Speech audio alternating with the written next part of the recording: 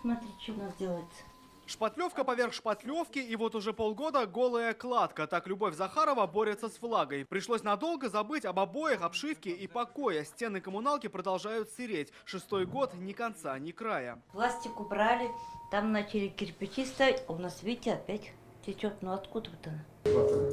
Сосед по коммуналке уверен, виноваты и сами. Для конденсата нет вытяжек, вот дом годами и не просыхает. Пара чайников, душа, но больше всего котлов отопления соседей и привел к разрушению.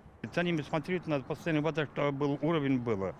Пользуются от ключей. А здесь молодежь, в основном квартиросъемщики, им все равно. Тем временем сырость не только от домашнего конденсата. Жильцы подозревают, что стена мокрая и снаружи, и внутри, а за этим отсыревшим кирпичом еще и протекающие трубы. Управляющая компания подтверждает, трубы внутри были изношенными, но недавно поставили новые.